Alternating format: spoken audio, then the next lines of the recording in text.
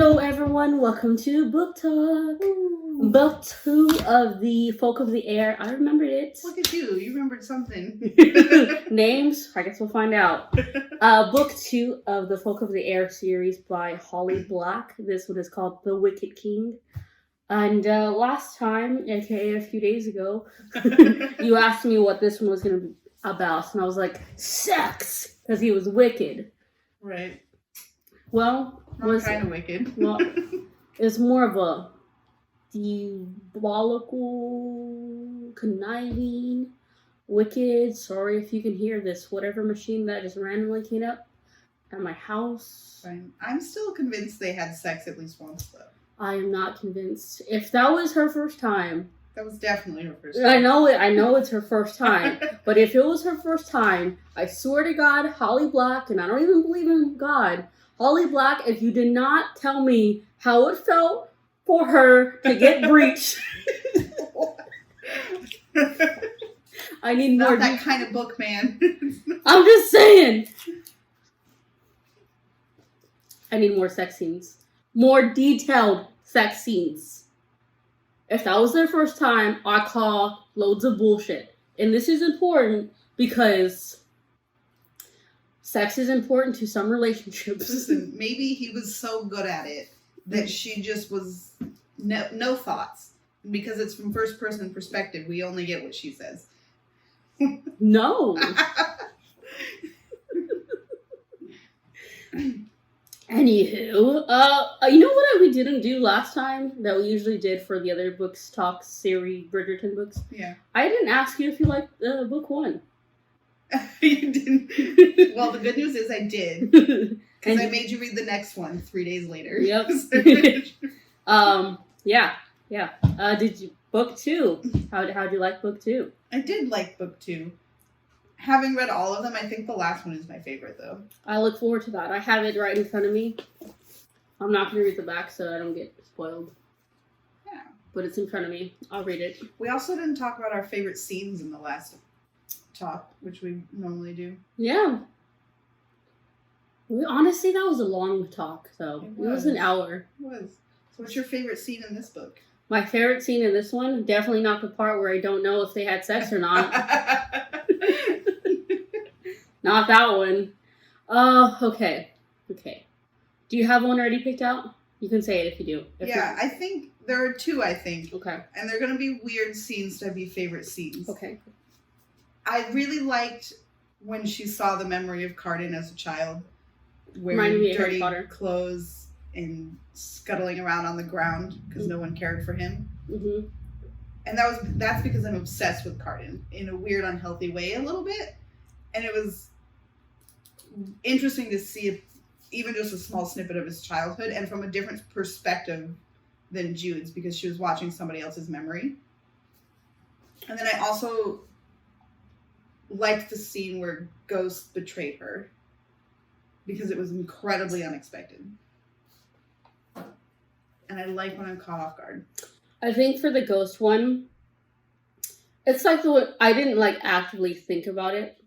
Okay. When N, again, we remember from the first book, I don't know, I'm not always good with names. So Princess N of this underwater. Nicasia, when she tells Jude, hey, someone has already betrayed you, I think that's when obviously the reader starts thinking actively, who could be the betrayer, right? I think that's fair assessment. Yeah. And then you're left with this whole ghost thing. You're you know what? Actually, that kind of makes sense because out of the bomb and what's his name? Oh my gosh, what's his name? The other guy. The Roach. The Roach. Of all the 3 of them, Ghost is the one who actively isn't part of the conversation, getting to know Jude and everything. So when he does betray her, I think, okay, yeah, that makes sense. I left my phone in the car. I'll be right back. Okay. I'll drink my Capri Sun. I'm very sorry. That's all good. I have notes on my phone. I was looking for it. It's all good. While we wait, y'all. What the fuck? Holly Black. I am not some type of person that needs, explicit, dirty, raw, bagging, ball busting sex scenes. I don't need that. But also, I need to know if they had sex and not me wondering if it's up in the air. What the hell? I'm just saying. I needed to know if their private smacked. I'm pretty sure they did. I don't think so. Oh my God. I don't know, all this entire thing, this is what is stressing me out. Okay, Katie's back. So, when I was reading this, my friend back home had already read it, so I was like... Mary, right? Yeah, so I was like sprouting things to her. About the ghosty? Yes. Come here, ghosty, it's your boy. You know that meme? I also like his name, and I can see him with his pale blonde hair. Also, I know obviously we all know that the Fae are very deceiving and tricksters, but the fact that the ghost has some sort of human in his DNA makes it more believable. Like, of course he would. He has some human in him. Because you know what? Humans are POSs in general. Yes, right? That's right. You reading this? I think I was talking to her on Snapchat. Let's see. We need to do like a book thing. I'll be like, hi, hi Mary, I'm Lucia. I don't know you, but let's talk about this book. All three of us. She'll be here tomorrow night. Are y'all gonna go somewhere tomorrow? Are y'all gonna go do anything tomorrow? Like, no, they don't get in until like 11:30 tomorrow. Oh, okay, cool. It was like, the moment I read it, I was like, I was caught off guard. Like, I didn't expect Ghost to be the one that betrayed her. He said, I follow Dane, not you. Which still felt weird because, like... He's dead. Dane's dead. Who commanded you to betray her like that? Yeah. Because you're following someone who isn't Dane, very clearly. Yeah. Yeah. It's like, what? I honestly can't think of a favorite. You know what actually is my favorite scene? Because, honestly, like I said also in the first book reaction, I was joking around about him being wicked. Like the title, but I also said I think that this book is going to show Cardin being more in power. So at the end of this book, when Cardin is like tapping into his power and like becoming more fused with the elements and it rising and everything and like trapping Nicasia.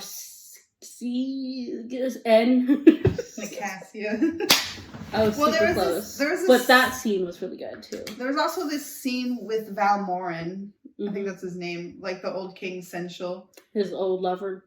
Where he basically has said to Jude, don't you notice the way the storms roll in and the vibrancy of the world? And like it's getting more colorful. Right. Yep. And as Cardin is wild or disregards things, the world around him reacts. Yes. Which then leads Jude to understanding the potential that he has as king.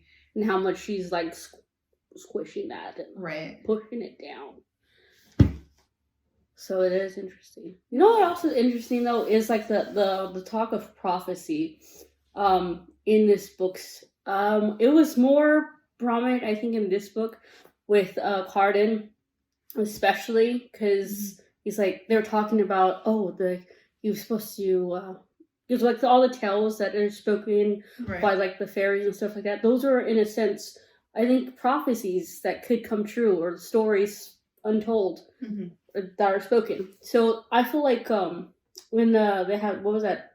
I don't know if it was a epilogue. I don't remember. Or it was like a forward for the next book. But regardless, it's in this book. And they're talking about how when Cardin was born, they had whoever. Yeah, that's the epilogue to that book. Yeah, okay. Anyways, it was in this one. Yeah, there's a prophecy about Cardin. And they're saying now he is going to bring destruction into the Fae world. And I think, honestly, had he continued, obviously I haven't read the third one yet, but if he continued to be, like, ill and mean and ugly, there's a very good chance that could have been true. Because if he was, at some point, I think it's a destiny that he would have become king. Because, oh my god, what's his name? The father. Eldred? Nope, not his father. Maddox. Maddox. Because Maddox at some point or another would have conspired to kill the current king. I think that's just an absolute thing that would have happened. Yeah. So, an absolutely, Cardin would have been king. And, with an influence like Jude, a humanistic one, and although she's like he's her plaything, his kryptonite, but also she's allowing him to feel more. Yeah. So with her being in his life, it's also making him more powerful and more realizing the potential he could be. So it's good and bad. Right. So yay. I don't know if I actually answered that question. I think for my favorite scene. Anyways, there's a lot of other things that happened though. That entire conversation derived from Ghost betraying them. Which, speaking of betrayal, I think the thing I found most interesting was that after betraying Maddox in the first book, Jude left him on the council as the Grand General, full well knowing that he wanted the throne himself and that he had already double-crossed the previous king. Like, I know she says that, like, she even thinks, like, I know it's dumb of me to do that, but there's a reason that he has to stay up there. I think it was something along the lines of him still being the High General, so she can't really remove him. I feel like you could have removed him for treason. Yeah. Well, like she says there's a reason. And I was like, okay, sort of thing. Like, it wasn't a good reason because I'm still like, why? Exactly. It's like but also, I think she was saying something along the lines of, well, that's still my father. She had said that a couple of times. And like the epilogue to this book is like a scene of her and Taryn training as children against him. Yes. And kind of the way that he always... And that's when the little beginning before the actual book, which is what you're talking about. So how do you have power? And she's like, by fighting or something. By taking it. And he's like, no, it's by taking it. Yeah. And I think that was the whole theme of this one particular book, is trying to maintain what you took, which as we read the second book, we know that Jude cannot maintain her stronghold. Right, because so at the end of that epilogue, what Maddox says to her and Taryn is that power is much easier to acquire than it is to hold on to. Very true. Which is very much foreshadowing for this entire book. And as is what, the Val person, the one that was the prophecy person. Right. The other mortal he was what she is to Cardin, prior to wife. But he's like, I promised previous king that I wouldn't help any mortal, so I will tell you this riddle, sort of thing. Mm-hmm. And I think it was him that tells her about the act of juggling. And it's like, if you juggle too much, if you juggle a lot of things, you're going to have to make things higher when you throw them. But if they come out faster, so you're juggling too much, Jude. And which is essentially why I wasn't necessarily surprised that she got double crossed different times. Yeah, because like even from the beginning, like it set a tone of like, well, something's bad's gonna happen. Jude is gonna mess up. She's going to do something that's gonna be like, yank the wood rug from under her. The whole book definitely had an energy of constantly juggling far too much and just barely making it work and watching things slip in more and more and more. Yeah. And then, so that's the thing though, it's even with, Oak, for example, she has this thing where it's like, okay, if only I do this or that, Oak can be up there. And Oak was like, well, what if I don't want to be the king? Right. So that's her not allowing him to have a life. But also that's another juggle, another setback in terms of things she's just not calculating. Yeah. And it's not fair to Oak for one. Right. Because he's 7 here. And I'm like, 7 and probably does not want to be king. And I'm like, it's just a lot. And so I'm not saying that Jude deserved it, but I'm not surprised by it. Exactly. And because her like whole thing, right? She only has control over Cardin for a year and a day. Yeah. And almost half that time has passed. So she's constantly juggling all the pressures of running the country because Cardin was very much like, you want to be in charge, be in charge. And then when he sit here and do nothing. And then he decides he doesn't want to do that. Yeah. And so she's like, wait, he actually is good at this. I'm actually following his lead. Mm-hmm. Oh, and another reason why I felt like something bad was going to happen to Jude in her situation was because at the time she felt kind of cocky. Mm-hmm. And like, I know that would, like, at face value, it seemed cocky, but for me, it also felt like that was her trying to reassure herself of what she was doing, her plans and everything. Like, it was fine. But girl, you gotta slow down, and again, when you juggle a lot of things, you have to go fast. So it didn't help her. But also, Cardin, I know, as always, we're like jumping everywhere. It's fine, whatever. All over the place. Always, again, casual conversation. Cardin betraying her. First, they had a little wedding, and she's like, "Oh, I guess no one's gonna be here. I guess it's fine." And Cardin's like, "Oh, you're fine with that, right?" She's like, "Yeah." And I'm like,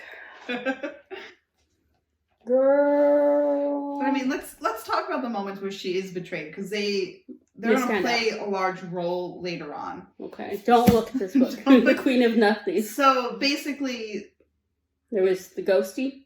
Well, so what happens, right, is that the sea is conspiring with Belkin in an attempt to get Cardin off the throne, because Belkin wants it. Yeah. And the sea just wants an alliance. So they give Cardin an ultimatum, and they're like, you have to marry Nicasia or we're going to retaliate. Yeah. And there's this whole thing where Cardin's like, no, like, I don't want to be married. Like, no, I'm not doing it. Whatever. Fair. I wouldn't want to get married either. Right? So they retaliate. Well, they send a message saying, we're going to steal your blood or whatever. And he's the one that says, Cardin's the one that says Oak. Right, because Oak and Vivi and Heather are coming for the wedding. Come for Taryn's wedding. Yep. So they spend all this time trying to protect Oak, not thinking twice about Belkin. Which is honestly the fault of them. Right. But Jude. Also, the man's in jail. I wouldn't have thought about him either. But also, she knew, right, because she met Cardin's mother. Yep. Who was like, hey, he's talking to people. He's talking to the sea people. Yeah. So, like, honestly, she should have known.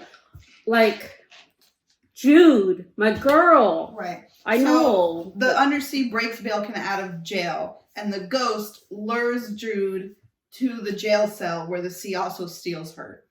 But before that, she breaks Cardin's mother out of jail. Right. She frees his mother, and the ghost tells her, I don't work for you, I work for Dane. He's dead, bro. Which makes no sense, but... Again, I feel like there's a bigger picture, and I'll wait. Yeah, you'll get I'll there. Wait. So then you have this lovely moment where Cardin bargains to win her back, or not win her back, get her back. She was down there, by the way, for about a month and a half, and in that time, she's like starved. Right. She thinks she's getting enchanted. She still has the geese from Dane, so she has to pretend that they have control over her. Like the part when Belkin and her are kissing. Right, and this whole time she's kind of like, they're never going to come save me, because she thinks Cardin still hates her.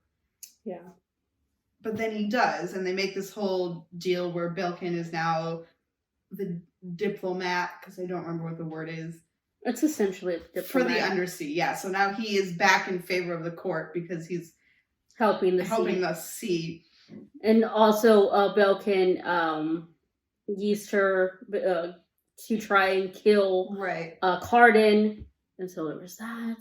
But in doing so, of bringing her back into the world of land, Cardin has to do so much stuff in terms of like, okay, the sea people can attack the land kingdom. What are they? Well, they attack the court of termites. Yep. Which is then how Jude ends up having to murder Belkin. Yep. Because she owes the court of termites a favor for backing Cardin from the first book. But there's this really cute moment, or it was I think it's cute, where they, like, bring Jude out of the sea and Cardin looks at her and he's like, you were supposed to give her to me well taken care of. And Jude's very clearly on death's door. And he's, like, mad about it. Like, you can tell he's mad that, like, they're giving back this person who he cares for. Which is why, death. like, later on, like, the next 2 days or something after that, when she finally gets back into the kingdom and visits Cardin, he's all like, he says this whole thing, which, like, I hated myself that you were gone, and this and that. And very, very Edward and Bella. That's the kind of vibe I got. They do have an Edward and Bella vibe a little bit. That, like, it's like, you know, I don't like it when you're around, but when you're away, and I hate myself more for this. I was like, okay, Edward. Right? And then, so that's like the start of them beginning to trust each other. Yes. So, like, Jude doesn't feel the need to force him to do things anymore, and Cardin is trusting in her more, which is how Taryn ends up stabbing her in the back. Which I still don't necessarily understand why. So, she was trying to be Daddy's perfect little girl, because the other two daughters are in ill favor, is the way I saw it. So Taryn pretends to be Jude and wears all the fancy clothes that she had made for her, because Taryn tried, like, they went through this whole, like, forgiveness arc where, like, Taryn begged for her forgiveness and, like, brought her all the things from the home. Like, their stuffed animals, and which Jude, you know, throws in the fire. And suddenly Taryn's a fashion designer and, like, designs clothes for Jude to wear Get it, girl. in court. And so she, like, builds up all of this trust and then pretends to be Jude and goes in and convinces Cardin to release Maddox from his vow and half of his soldiers from their vow of loyalty to the throne. Which Cardin says yes to because he's poisoned. He's poisoned, but he's also trying to show Jude that he trusts her. That trust. Which, going back to Taryn, you said it's because she's trying to show Daddy still has a favorite, right? He now can have a new favorite daughter. But, like, personally, and maybe this is explained more in the third book, if so, I'll find my answers. But personally, Taryn isn't necessarily the type to do that. I mean, like, yes, she's the type to want peace and ground herself into a dutiful role and this and that. Yes, 100%. But, like, the relationship that she had with Murdoch isn't the same as to, like, Jude and Maddox, or even Vivian and Maddox. I said Murdoch again. Didn't make myself another timer. No.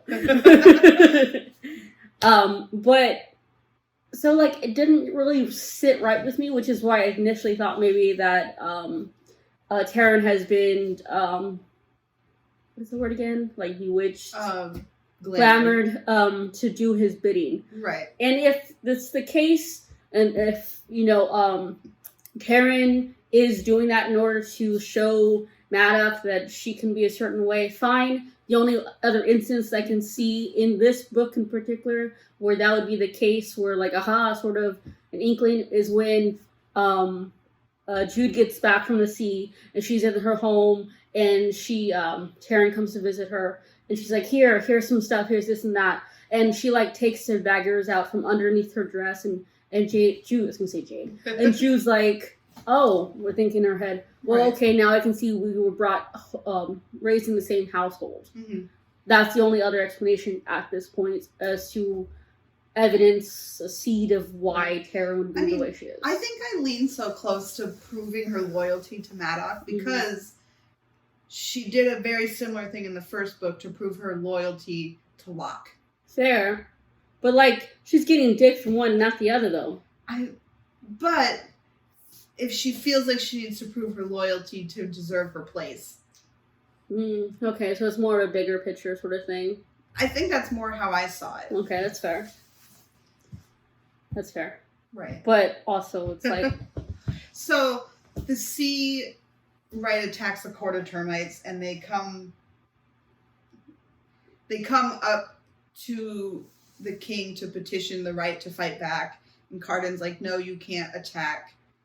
Blah, blah, blah. So the head of the court of termites goes to Jude to call in for their favor. Yeah. And he's like, murder Balkan. I did like the part where Cardin's like, all y'all ever talking about is murder. Not all keys fit the same block. Speaking of block. That man tries to kill her the night before his wedding, as if his soon-to-be bride wouldn't notice if her twin sister wasn't there. I did like the part where, because Locke he's so annoying. He's like fuckboy on steroids. honestly. But the part that I did like that Jude goes up to him and she's like, oh, you didn't think I didn't have time for you? But you know what, bitch?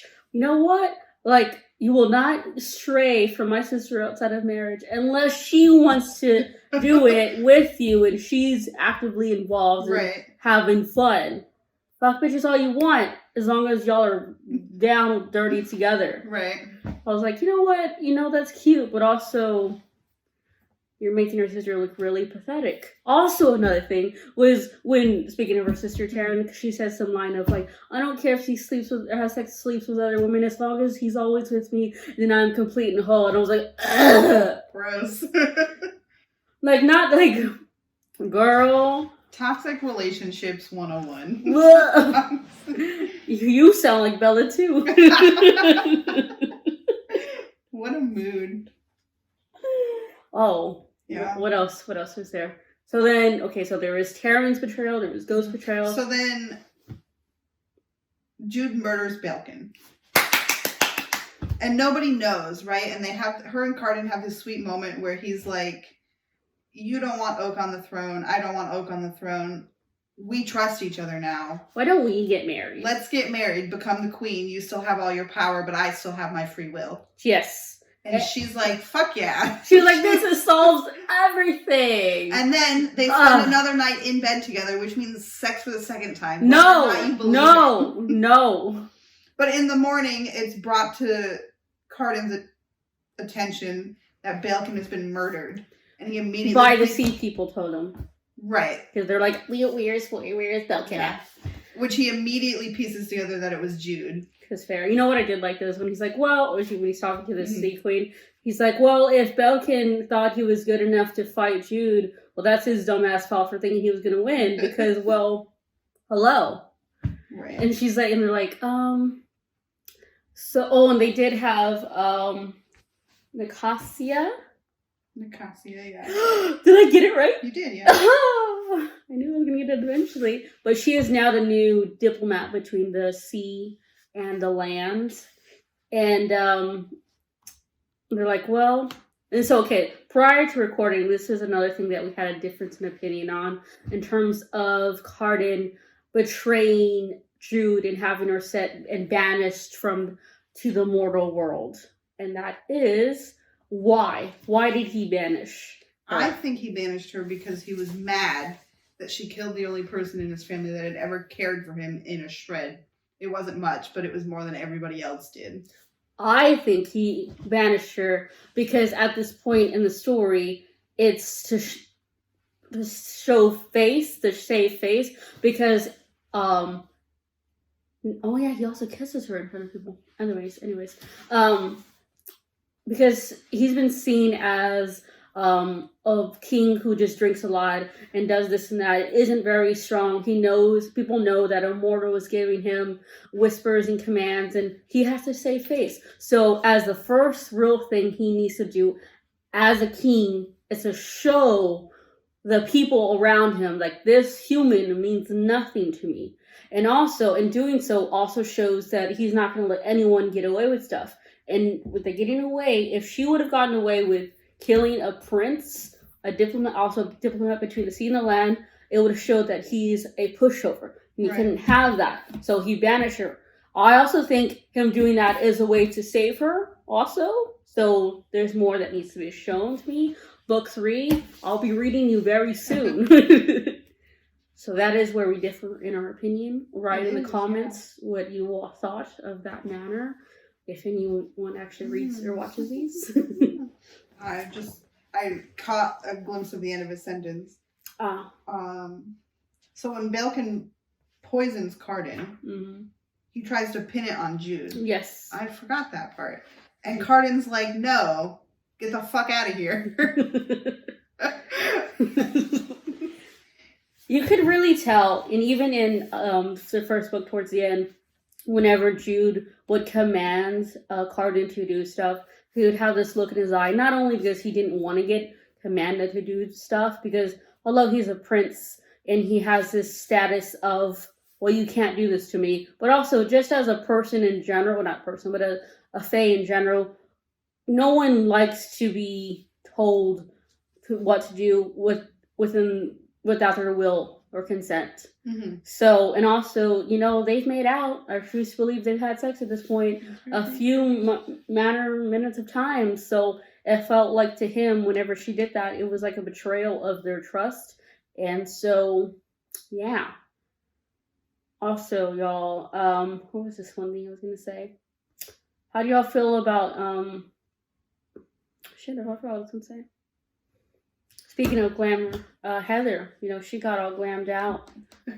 And that's like an interesting side story that I'm very invested in, Vivi and Heather. And you brought up a good point earlier about how Vivi is an interesting character because she's a half-blood, right? Mm-hmm. Half human, half fairy. But Ear's very far on the fairy side of things, where she thinks it's fine and dandy and she doesn't need to tell Heather what all these things are, and then just suddenly brings her to fairy one day. And when Heather finally reaches her breaking point of magic, Vivi just glamours it away for her, and Jude and Taryn are both pissed as fuck at her for doing it. Too, because again, she should have more of an understanding, because her own sisters are mortal and are human. She should have more understanding. But as long as it's okay with Vivian, it's okay with her. Now, you brought up the fact that it stays true to her character because she was like that as a kid as well. Very fair, but I said that's not fair to her character, that Holly Black, Miss Holly Black herself, I don't miss whatever, the author, isn't giving her enough character development in order to show her growth. Because right now, she's very much the same. And that's because she's not shown a lot. She's the sister who, okay, I'll do what you want to do, because helping you help me piss off Maddox. And that's about it. And I'm like, I need more. And I thought I was really going to like her. Not that I dislike her, but I thought I was really going to like Vivian. But at this point, I'm like, girl, you're wasted potential of a character.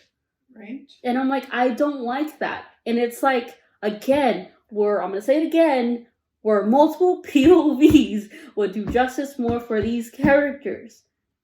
Instead of this one view-eyed from Jude. You all can disagree. You can agree with me. That's just how I feel about it. I think it would have been nice to have more than one point of view in these stories.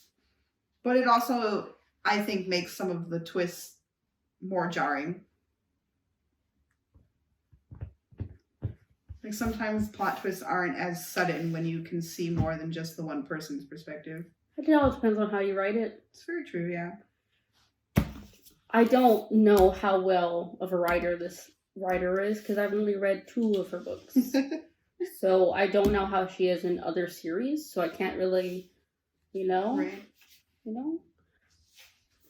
Oh, so the King, how you're saying that there's other books? So there are, I was looking at them after I finished that one because I desperately wanted more. Mm-hmm. So it looked like there was a series of stories about Kay, who is the consort of the Lord of the Court of Termites. Mm-hmm. And then it looked like there were just some other, I don't think all of her books are related to the Fae either. Yeah. I didn't look very deep in it. The Darkest Part of the Forest, The Golden Girl in Cold Town. That one definitely is. The King of Elfham. Learn to Hate Stories. That definitely is. Anywho, back to the story. So she gets banished into the mortal realm, and she's like, well, damn, I got hoodwinked and bamboozled. Let me read this to you and see if you catch it faster than I do in the next book. Cardin's words, word for word, when he banishes her is, I exiled Jude to the mortal world until and unless she is pardoned by the crown. Let her not step 1 foot in fairy or forfeit her life. Just remember that. Okay. Banish you to the... So she either has to get pardoned by the crown, or die. So by the crown, do they mean technically the king? right? Or someone of the crown blood.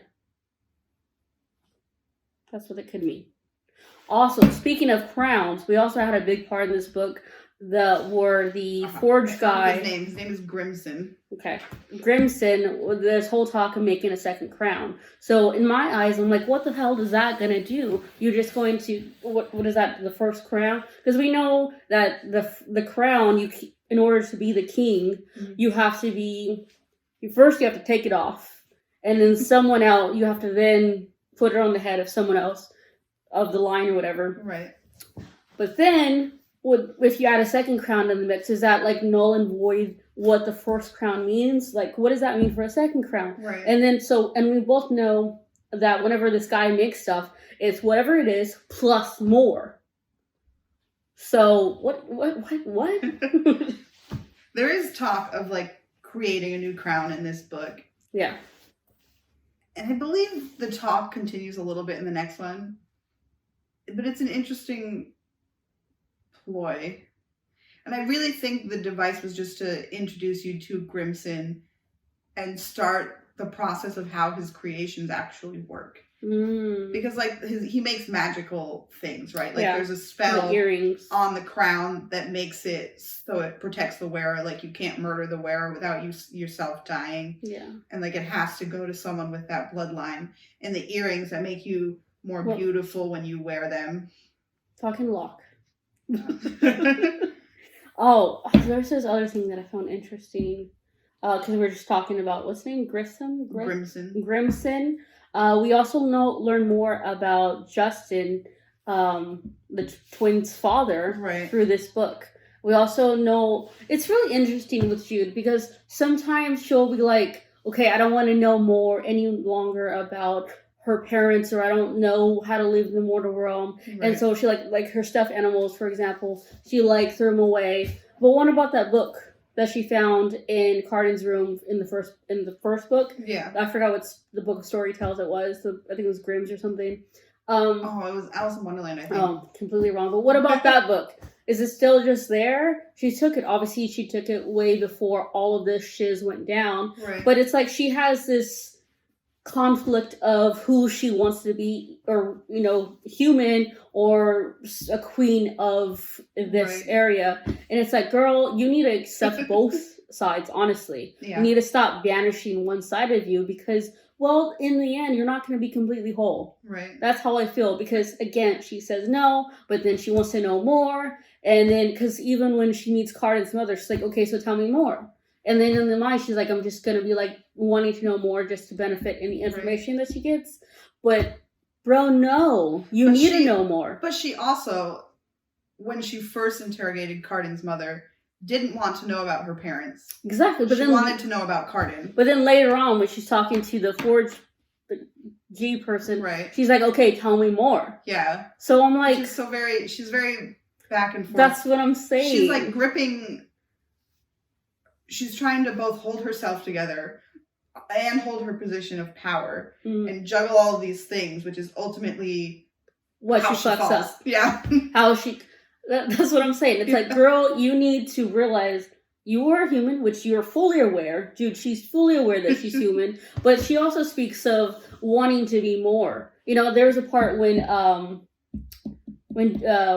Cardin is talking about marriage. She's like, okay, maybe I can do this. Maybe I'll be able to have that. Yeah. And we as humans have this potential or ability to want to seek more. That is, yes. But also, we're also realizing that we are knowing who we are. And we're not trying to like banish in general, obviously, a side of us.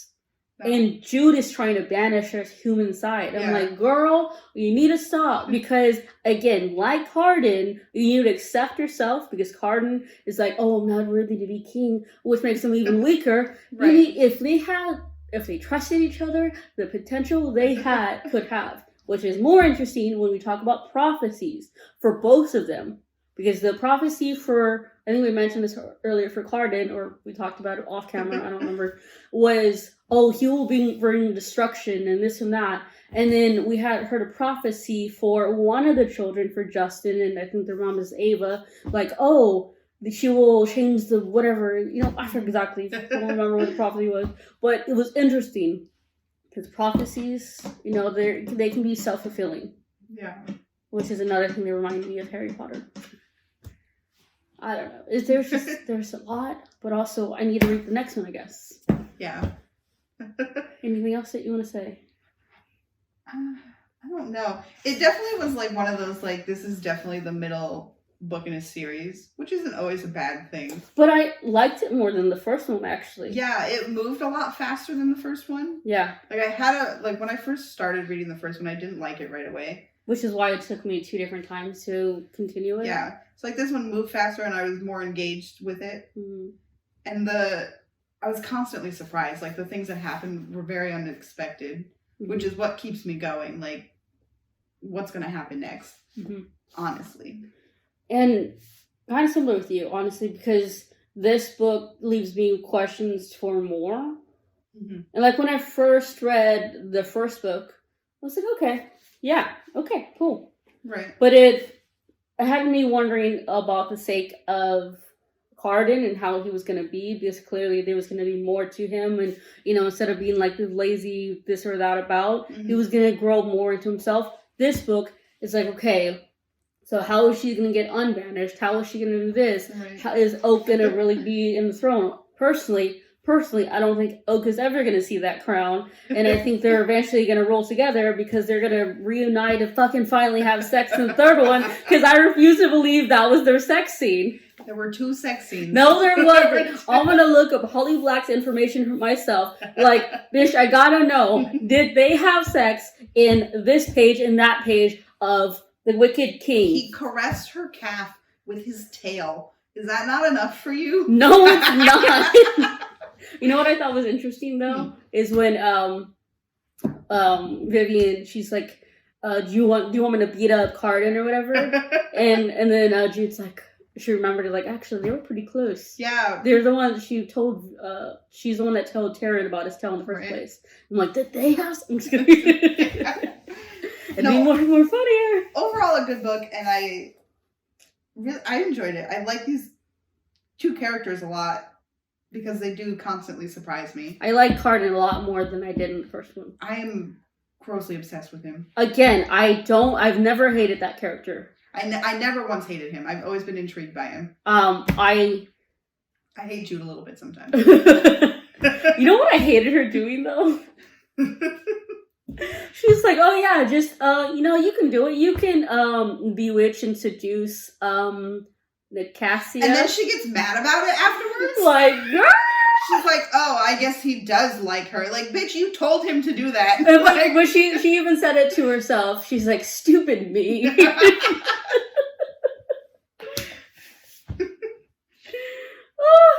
If y'all are wondering why I'm going like this throughout direction, it's because I read this book today. And so my head is like, bitch, shut up. Okay, so now you read that book by the end of next week. Is that when we're doing this? I don't know. I'll look at my schedule. I'm like, I want you to read the first 2 chapters because you need to know. Not right now on camera, but like they can get my first reaction. Like, oh, like I feel like it's a couple-ish chapters in, but like it's almost immediate and very unexpected. I was very caught off guard. Was it a sex scene? No, a good one. It's not. So what do you think is gonna happen? Okay. So again, not gonna read the back. Well, like I said, I think they're obviously. Me saying that Jude and Cardin eventually are gonna make up. I think that's an easy assessment to make, right? That's easy. Like, that's the end of the trilogy. There's nothing more. Right? That's fair. And that's not a good throw ball. Something I think that's going to happen. Well, Maddox has to die, right? He has to die because he's at opposing wills with, everyone, honestly. Well, he has his own army now. Like, he's separated from the throne. That's what I'm saying. He has to die, right? I need to know more about in terms of what Tyrion, fucking Lannister. Wrong book. Also a great character, but wrong book. Tyrion. Shit, maybe Tyrion's gonna kill someone. Tyrion Taryn. Oh my god. Oh, Taryn, she needs to show me more. Because, like, girl, you pussy, not even pussy whip, you dick whip so hard, and I don't get it. I don't get it. He's not even a good person. She doesn't care, she's dick whipped. He goes home smelling like other vagina, she doesn't care. He doesn't bathe, and she doesn't care.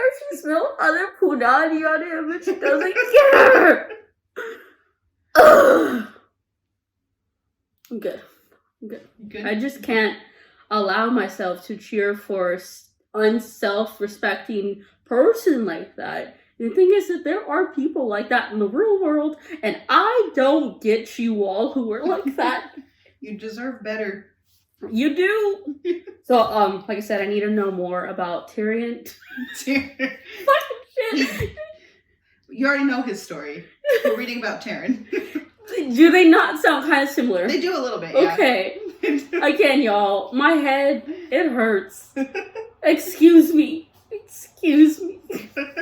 Tyrion, I need to know if Oak is gonna be like, never gonna get on that throne. I don't think he will. I think Jude is gonna realize, you know what? I'm not doing exactly what Maddox is doing. And, you know, I'm gonna leave this little boy alone. Right. I think that's gonna happen. I did like how the end of this book, Vivian's like, oh my god, I got a message from Heather. She wants to get back together. And then Jude reads it. She's like, ooh, sweetie. Ooh. Honey, that's not what she said. Ooh. So I think something with that is going to come up again. Right. I think what I'm interested again is hearing more about, you know what we didn't talk about? The witch. The witch? The witch in this book, she gave the dress to, oh, that's the only role she plays. Oh, boring. I thought she was going to come up again. No, not really. Because she's like, she gives him that cloak that can't be penetrated, right? Yeah. Yeah. And it was like, marry my daughter. And he's like, no. Did you know that this book has discussion questions in the back of it? I did. I saw that. I thought that was cool. we also, should have answered some of these. Also, wait. First off, going back to, it was kind of in the beginning of this book, and Jude was like, yeah, if he ever marries, I not only have to get rid of the current king, I have to get rid of the wife too. Yeah. Girl, you married him, and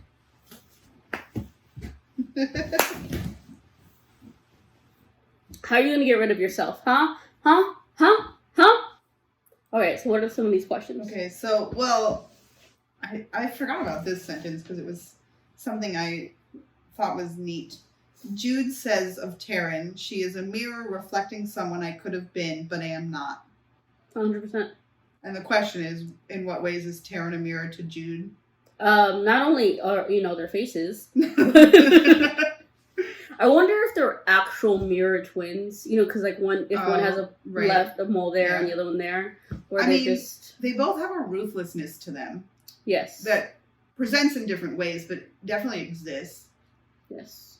The difference obviously is in outwardly ruthlessness and a more subtle one. Yeah. And the reflections, even when Orlena was giving Jude the dress and she was like getting dolled up and stuff for the wedding, she says, well, I look like my sister. Yeah. So I thought that was interesting. It's funny that Jude doesn't find herself pretty, but finds Taryn pretty when they are identical. I think that speaks to how Jude thinks of herself more than anything, I believe. It's because she's a virgin. Oh, have you ever seen the movie Clueless? Yes, I've seen Clueless. Brittany Murphy's character, you're just a virgin who can't drive. Let's see, what other fun ones are in here? Oh. Okay. Let's see. Why do you think Cardin becomes a cruel prince, knowing his childhood? I think we discovered that. Knowing his childhood, that's why. While being tortured in the undersea, Jude thinks of the folk. They are more like mortals than they believe. How cruel they are. And how unforgiving they can be. Because, like, the Fae hold themselves to such high esteem in terms of, like, them better than humans, because they're always talking about how humans have short lifespans and how time is a short thing to them. But also, we live in America. We've seen such horrific things on the news and such. And the Fae are just as driven by their desires and selfishness as humans are. Exactly. So, like, it's just heightened because they're magic. Magic. Magic. Throughout the book, it becomes more difficult for Jude to deny her attraction to Cardin. Why is she so resistant to her feelings for him? Because she's a soldier. Because she thinks he hates her, and that she'll be hurt by admitting it. I think they both think they hate each other. Yeah. So I think it's more of, well, okay, here's the thing. I also don't think she wants to get tripped up with Cardin like she did with Locke. Like, it would hurt her a lot more. She did get stabbed by Locke pretty hard. Yeah. Yeah, remember that bow and arrow? Wow. So there is that. Like, she doesn't...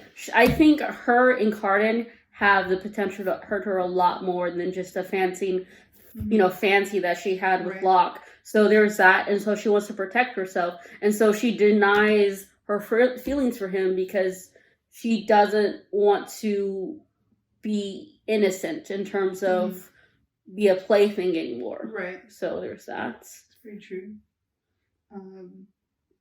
This brings up the advice of Maddox to Jude. You must be strong enough to strike and strike and strike again without tiring. The first lesson is to make yourself that strong. Which is parallel when she's fighting herself in the mirror. Yeah. And she says, I can never beat her. I thought that was really interesting, actually. Because it shows I think it shows her desperation in trying to beat herself. Juggle her load and beat herself as well. Mm-hmm. And then the last question is, why do you think Cardin betrayed her? Which we already answered. Again, different opposing viewpoints. Right. Do you think he was planning on doing it the whole time? I think he definitely... Or do you think he actually meant it when he asked her to marry him?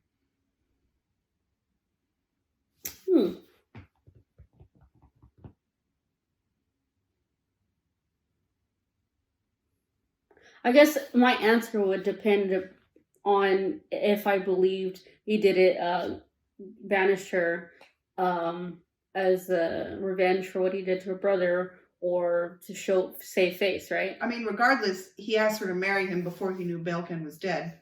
True.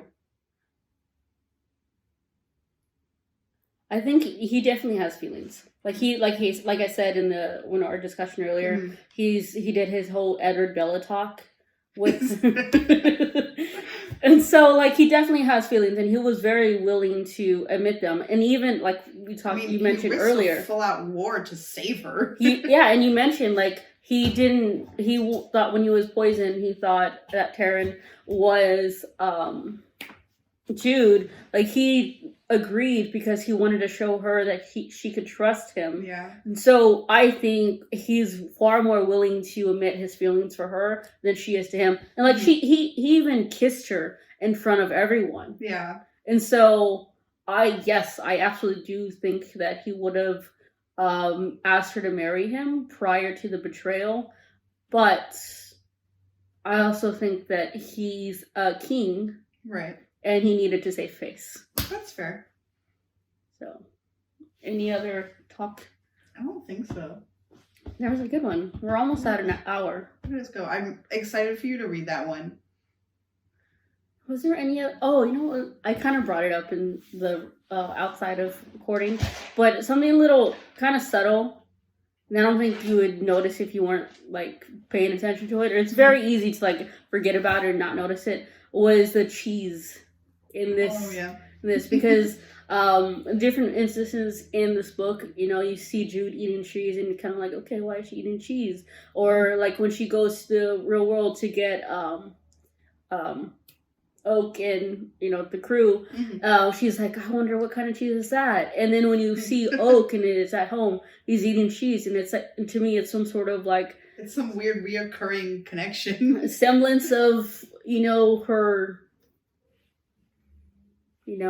that needs to get, cheese has holes and she needs to fill that hole.